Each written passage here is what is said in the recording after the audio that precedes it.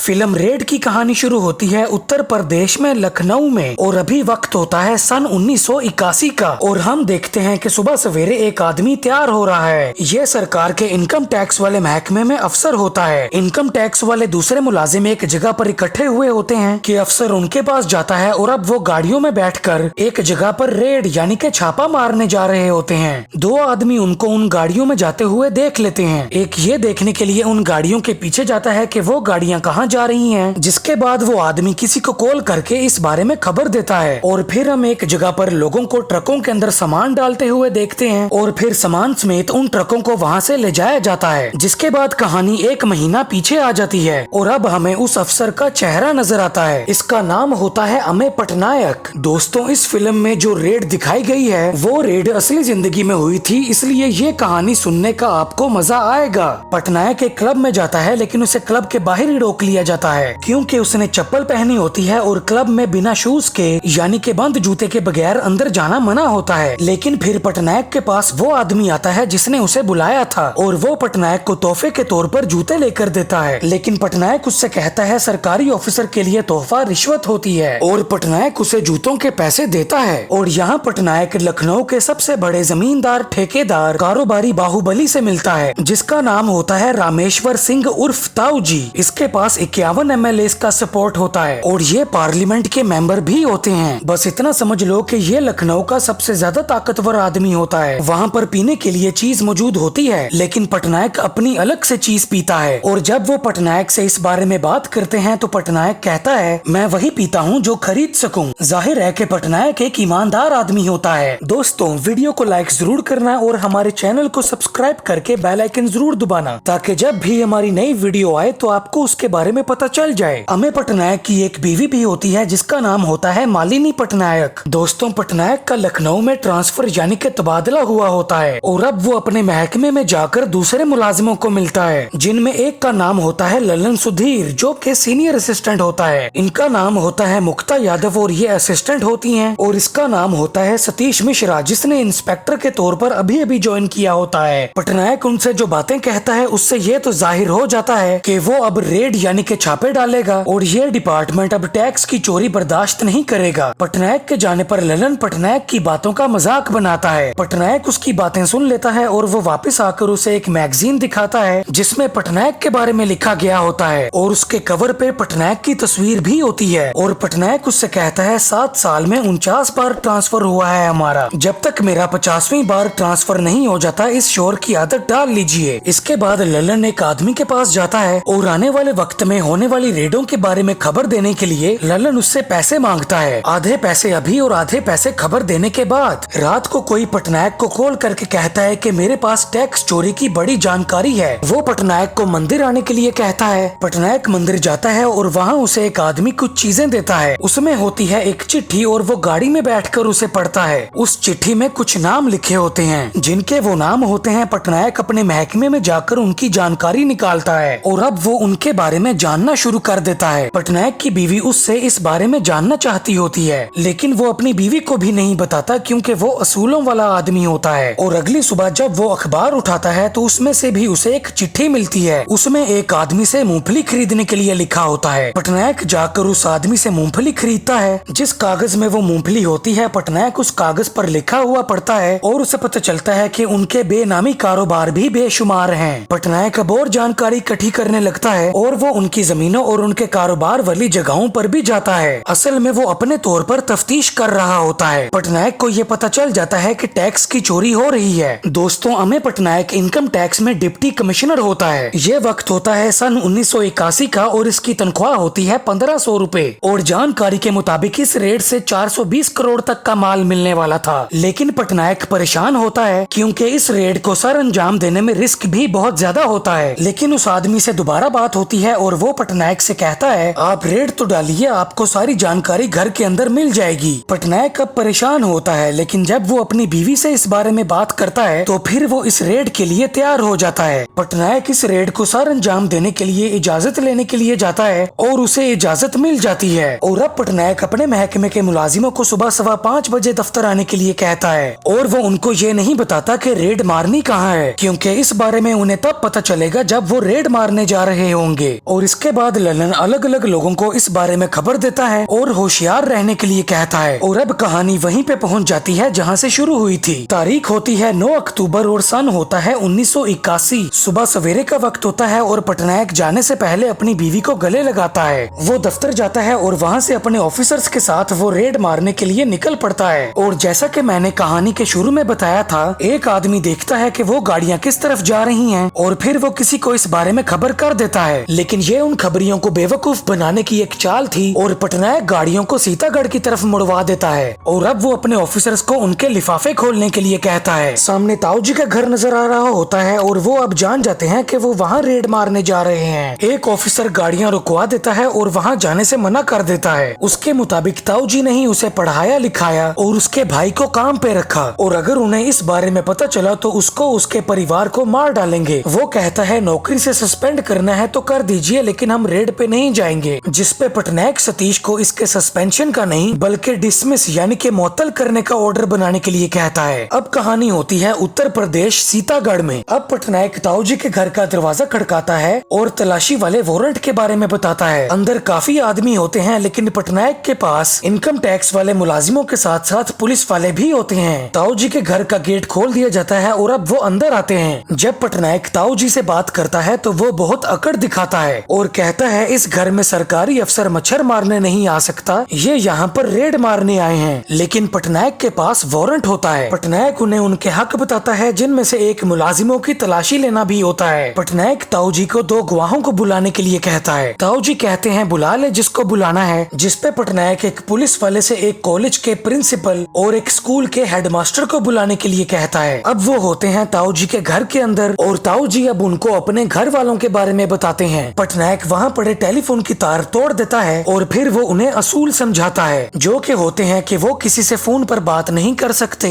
ना ही कोई घर के अंदर आ सकता है और ना ही कोई घर से बाहर जा सकता है, और जिस पैसे और जेवर का हिसाब उनके पास नहीं होगा वो जब्त कर लिया जाएगा। ताऊ जी पटनायक को डराने की कोशिश करते हैं और कहते हैं दरवाजा अब भी खुला है, जैसे आए थे वैसे जा भी सकते हो। लेकिन पटनायक दरवाजा बंद कर देता है और अब वो रेड शुरू करता है। ताऊ जी के घर में भी तलाशी हो रही होती है और उनके कारोबार वाली जगहों पर भी तलाशी चल रही होती है और कागजात को भी देखा जा रहा होता है। दूसरी तरफ लल्लन ताऊ जी की भाभी को ये बताने की कोशिश करता है कि वो यहाँ अपनी मर्जी से नहीं आया, उस घर में मौजूद जेवर गहने के टैक्स की भी तफ्तीश होनी होती है। इनकम टैक्स वाली औरतें वो सारा जेवर इकट्ठा करती हैं और एक औरत से वो सोना उतरवाती हैं और अंगूठी भी उतरवाती हैं, और वो औरत अपने आप को जेवर के बगैर शीशे में देखने पर रोने लगती है। दोस्तों जहाँ जहाँ उन्हें समझ आता वो वहाँ वहाँ तलाशी लेते, यहाँ तक कि वो गोबर में भी हाथ मारते हैं, लेकिन ना तो उन्हें घर में कुछ मिलता है और ना ही कारोबार वाली जगहों पर कुछ मिलता है। ताऊ जी बाथरूम में जाते हैं और उन्हें वहाँ मिलता है लल्लन, और उनको भी लल्लन यही समझाने की कोशिश करता है कि वो यहाँ नहीं आना चाहता था। दोस्तों ये है ताऊ जी की माँ, और अब वो उनके कमरे में तलाशी लेते हैं और पटनायक को वहाँ एक तिजोरी मिलती है। पटनायक को थोड़ी मुश्किल तो होती है, लेकिन ताऊ जी से उसे इस तिजोरी की चाबी मिल जाती है। तिजोरी खोलने पर उसमें से एक डब्बा निकलता है जिसमें सिक्के होते हैं। अब वो सब घर वाले खाना खाते हैं और ताऊ जी खाते हुए किसी को बात नहीं करने देते। इसके बाद पटनायक पंप मंगवाता है और उस घर के कुएं में से पानी निकलवाता है और फिर उस कुएं के अंदर एक आदमी भेजता है, लेकिन कुएं में से भी उन्हें कुछ नहीं मिलता और ताऊ जी को जब भी मौका मिलता वो पटनायक को बातें सुनाते। अब पटनायक घर से बाहर अपनी बीवी से मिलने जाता है क्योंकि वो खाना लेकर आई होती है। पटनायक अपनी बीवी से कहता है लगता है मुझसे गलती हो गई, जिसपे वो पटनायक को समझाती है कि काम में गलती करने की आदत उसे नहीं है। अब जब पटनायक घर में वापस आता है तो वो देखता है कि ताऊ जी के घर वालों में और मुलाजिमों में बहस हो रही है। वो इसलिए क्योंकि घर का मंदिर ही तलाशी लेने के लिए आखिरी जगह बची थी और वो उन्हें मंदिर में जाने नहीं दे रहे थे। लेकिन फिर ताऊ जी कहते हैं एक ही तो कमरा बचा है ना, जाइए। अब वो अपना जूता पर्स और बेल्ट उतारते हैं और हाथ मुंह धोकर मंदिर में जाते हैं, लेकिन वहाँ भी उन्हें कुछ नहीं मिलता। जब पटनायक बाहर आकर अपना पर्स उठाता है तो उसे उसमें से कुछ मिलता है। उसमें एक चिट्ठी होती है और एक नक्शा होता है। उस चिट्ठी में लिखा होता है पूरा पैसा शायद इस नक्शे से नहीं मिलेगा, लेकिन आप आगे का ढूंढ निकालेंगे, आपके अकल और किस्मत पे भरोसा है मुझे। अब पटनायक उस नक्शे को देखता है और उस नक्शे के मुताबिक वो घर में एक जगह पर जाता है। वहाँ एक बड़ी सी चीज बनी होती है जिसपे वो पानी फेंकता है, उस पर से रंग उतरता है और फिर वो उसे तोड़ता है और फिर उस चीज में से ढेर सारा पैसा निकलता है। ये देखकर ताऊ जी हैरान हो जाते हैं और वो अपने घर वालों से पूछते हैं किसका है ये, जिसपे पटनायक उससे कहता है जवाब मिल जाए तो हमें भी बता दीजिएगा। अब ताऊ जी पटनायक को अकेले में ले जाकर वहाँ से जाने के लिए 5 लाख रुपया देने के लिए कहते हैं। दोस्तों, पटनायक की तनख्वाह 1500 यानी कि 1500 रुपए होती है। वो ईमानदार होता है और वो इसके लिए नहीं मानता। ताऊ जी अपने घर वालों से कहते हैं किसने कहाँ कहाँ क्या क्या छुपा के रखा है हमको बता दो, लेकिन कोई कुछ नहीं बोलता। पटनायक अब दोबारा से उस नक्शे को देखता है। वो एक चीज को उसकी जगह से हटाते हैं। उस चीज के नीचे होती है सीढ़ी। वहाँ से अंदर जाने पर पटनायक एक जगह पर पहुँचता है जहाँ पे कागजात पड़े होते हैं, ढेर सारा पैसा और काफी ज्यादा सोना पड़ा होता है और चांदी भी पड़ी होती है। फिर पटनायक घर में एक कच्ची जगह पर खुदाई करवाता है। वहाँ से उन्हें कुछ पेटियां मिलती हैं और वो उन पेटियों को बाहर निकाल लेते हैं। घर के अंदर अब इनकम टैक्स के मुलाजिम उस सारे पैसे का हिसाब कर रहे होते हैं। ये देखकर ताऊ जी को गुस्सा आ जाता है और वो बंदूक ले आते हैं। उनकी भाभी उन्हें रोकने लगती है और गलती से गोली चल जाती है। वो गोली ऊपर छत में लगती है और छत में सुराख हो जाता है और उस सुराख में से सोने के बिस्किट नीचे गिरने लगते हैं। पटनायक आकर ये देखता है, वो बंदूक लेता है और छत में 3 और गोलियां चलाता है और उन तीनों सुराखों से भी सोना नीचे गिरता है। इतना सारा सोना देखकर सब लोग हैरान होते हैं। ताऊ जी पटनायक से कहते हैं कि हमको एक फोन कर लेने दो, जिसपे पटनायक कहता है बताइए किसे लगाएं। ताऊ जी कॉल करवाते हैं डिप्टी इंस्पेक्टर को और वो उससे कहते हैं ये रेड रुकवा लो, तुम्हारी नौकरी बच जाएगी। जिसपे डिप्टी इंस्पेक्टर कहता है 6 महीने की नौकरी बची है, जाती है तो जाए। अब ताऊ जी पटनायक से कहते हैं शेर अगर पिंजरे में बंद हो ना पटनायक, तो भौंकने वाले गली गली मिलते हैं। एक बार खुला छोड़ के देखो ना, तुझे पिल्ला बना के लखनऊ में घुमाया तो नाम बदल देना। इस पे पटनायक सतीश से कहता है इन्हें हमारी एक गाड़ी ला कर दो। पटनायक अब ताऊ जी को गाड़ी देकर जाने देता है। दोस्तों, पटनायक को ऐसा नहीं करना चाहिए था। ताऊ जी अब एक जगह पर जाकर मुख्यमंत्री यानी कि चीफ मिनिस्टर का पता लगाते हैं और अब वो चीफ मिनिस्टर से मिलने जाते हैं। जब वो चीफ मिनिस्टर से इस बारे में बात करते हैं तो पता चलता है कि चीफ मिनिस्टर इस रेड को नहीं रुकवा सकता। अब पटनायक अपने मुलाजिमों से बात कर रहा होता है। दोस्तों, लल्लन अपना काम ईमानदारी से नहीं कर रहा होता और पटनायक उससे कहता है मैं जानता हूँ तुम क्या करने की कोशिश कर रहे हो, लेकिन आज तुम्हें एक मौका दे रहा हूँ अपनी गलती सुधारने का। और वो कहता है कई बार ऑर्डर सीधा ऊपर से आते हैं और उन्हें ना नहीं की जा सकती, लेकिन वहाँ तक पहुँचने के लिए रामेश्वर सिंह को 14 से लेकर 18 घंटे लगेंगे। उससे पहले हमें रिकवरी खत्म करनी होगी।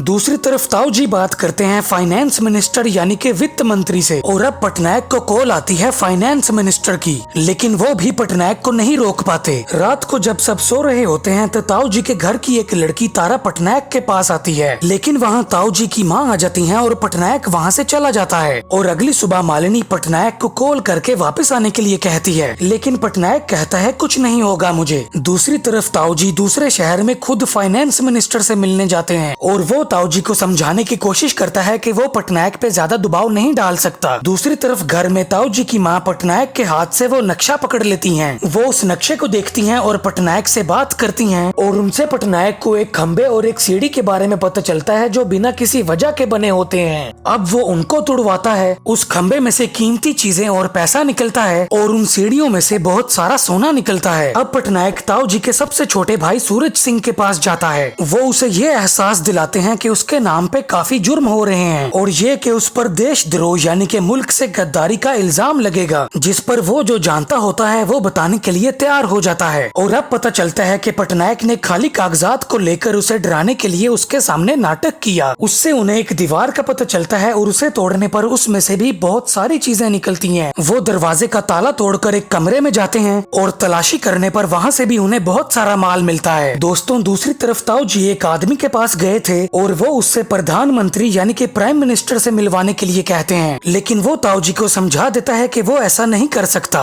लेकिन ताऊ जी की भी बड़ी जान पहचान होती है। वो अपने जानने वाले MLA से बात करता है और इस वजह से उस आदमी पर इतना दबाव आ जाता है कि वो मैडम प्राइम मिनिस्टर से ताऊ जी के बारे में बात कर लेता है। और दूसरी तरफ ताऊ जी के घर में पटनायक ने इतना सारा गैर कानूनी माल ढूंढ लिया होता है कि पैसे और सोने का ढेर लगा होता है और इनकम टैक्स के ऑफिसर्स उसका हिसाब कर रहे होते हैं। और सोना इतना ज्यादा होता है कि उसका हिसाब करने के लिए वो वजन करते हैं और वो बड़े तराजू के अंदर एक तरफ सोना रखते हैं और दूसरी तरफ ललन को बिठाते हैं। ललन पटनायक से कहता है हमारी माँ होती तो हमको सोने में तुलता देख के बहुत खुश हो जाती। अब पटनायक 3 टीमें बनवाता है। एक टीम को अपने पास बुलवाता है, दूसरी टीम को ताऊ जी के छोटे भाइयों की फैक्ट्रियों में भेजता है, सब कुछ सीज करने का कहता है, और तीसरी टीम को भेजता है कोऑपरेटिव बैंक और उनके लॉकर्स भी सील करवा देता है क्योंकि सेल्स टैक्स और एक्साइज की बहुत बहुत बड़ी चोरियां होती हैं। उस घर में एक टीवी होता है और पटनायक अब उसे खुलवाता है और उसमें से रजिस्टर निकलते हैं जिनमें चीजों का हिसाब होता है। अब रात का वक्त होता है और मैडम प्राइम मिनिस्टर खुद पटनायक से बात करती हैं। वो पटनायक को ऑर्डर यानी कि हुक्म देकर रेड रुकवाना चाहती होती हैं। पटनायक उनसे उनके साइन समेत उनका लिखा हुआ ऑर्डर ऑफिस फैक्स करवाने के लिए कहता है और कहता है ये जानना मुश्किल है कि ये ऑर्डर सच में आपसे आ रहे हैं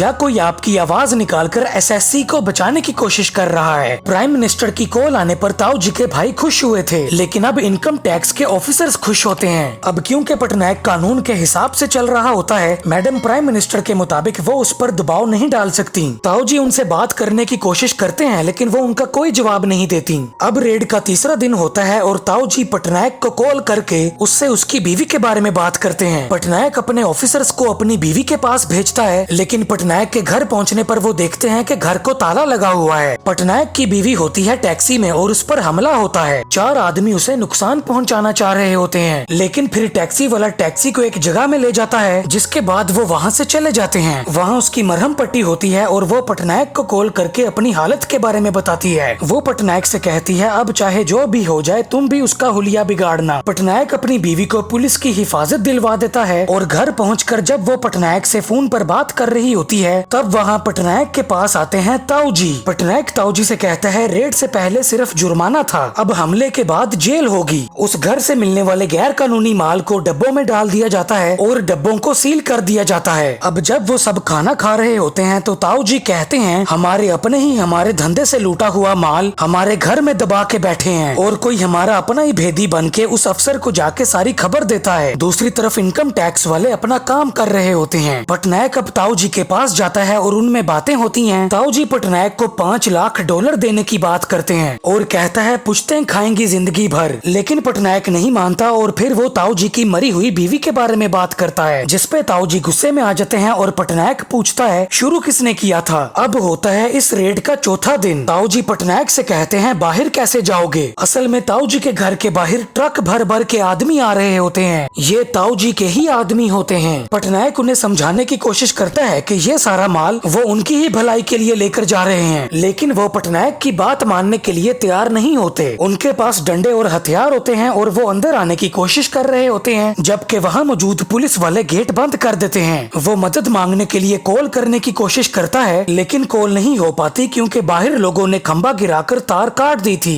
वो सरकारी गाड़ियों को तोड़ना शुरू कर देते हैं और एक गाड़ी को तो आग भी लगा देते हैं। दोस्तों तफ्तीश करते हुए पटनायक ने इस घर के पीछे एक रास्ता देखा था जो कि जंगल को जाता होता है और अब पटनायक अपने ऑफिसर्स के साथ वहां जाता है, लेकिन दूसरी तरफ वो लोग गेट फलांग कर अंदर आ गए थे और उनमें से एक उनको वहां से जाते हुए देख लेता है, जिस वजह से उनके पास कुछ लोग आ जाते हैं, लेकिन वो उनको उनके ही डंडों से मारकर वहां से भगा देते हैं। पटनायक अपने ऑफिसर्स को वहां से निकाल कर गेट बंद कर देता है। ललन और सतीश पटनायक को वहां अकेला छोड़कर नहीं जाना चाहते होते, लेकिन पटनायक उनसे जाकर मदद बुलाने के लिए कहता है। अब पटनायक अंदर जाकर वहां मौजूद एक पुलिस वाले की बंदूक लेता है और अपने आप को एक कमरे में बंद कर लेता है और उस दरवाजे के आगे चीजें रख देता है ताकि कोई अंदर ना आ सके। और जब वो लोग ताऊ जी के पास आते हैं तो ताऊ जी उनसे पटनायक मांगते हैं जिंदा या मुर्दा। पटनायक गोलियां चलाता है लेकिन गोलियां खत्म हो जाती हैं और वो लोग बहुत ज्यादा होते हैं और अब वो समझ जाता है कि वो हार गया है। वो बैठ जाता है और अपने पर्स के अंदर अपनी बीवी की तस्वीर को देखने लगता है, लेकिन फिर वहाँ गाड़ियां भरकर बंदूकों समेत पुलिस वाले आ जाते हैं। वो हवा में गोलियां चलाते हैं जिस पर वो वहाँ से भाग जाते हैं। दोस्तों जब मैडम प्राइम मिनिस्टर की पटनायक से बात हुई थी उसके बाद उन्होंने उस आदमी से पटनायक के बारे में खबर देते रहने का कहा था और पुलिस फोर्स प्राइम मिनिस्टर ने ही भेजी होती है। दूसरी तरफ मैडम प्राइम मिनिस्टर पटनायक के काम से खुश होती हैं और वो कहती हैं एक आध ताऊ जी को उसके लिए कुर्बान किया जा सकता है और अब वक्त आता है ताऊ जी को गिरफ्तार करने का। ताऊ जी पटनायक से कहते हैं अब तो बता दो कौन था घर का भेदी, जिसपे वो कहता है घर वाला ही था, इससे ज्यादा बताना असूलों के खिलाफ है। अब ताऊ जी होते हैं जेल में और वो सोचने लगते हैं कि घर का भेदी कौन था। पटनायक की बीवी भी उससे उस खबरी के बारे में पूछती है लेकिन वो उसे भी नहीं बताता। और दोस्तों ये वो लड़का होता है जिसने पटनायक से राब्ता किया था। दोस्तों आपको तारा तो याद होगी जो एक रात पटनायक के पास आई थी। ये ताऊ जी की सबसे छोटी बहू होती है और यही होती है वो खबरी। ये लड़का और तारा एक दूसरे से प्यार करते थे, लेकिन ताऊ जी ने एक राजनीति के समझौते के चलते तारा की शादी अपने एक बेटे से कर दी जो कि शादी के काबिल था ही नहीं। तारा ने ही पटनायक के पर्स में वो चिट्ठी और नक्शा डाला था। इस रेड के खबरी यही दोनों थे और इनको कोई इनाम नहीं चाहिए था।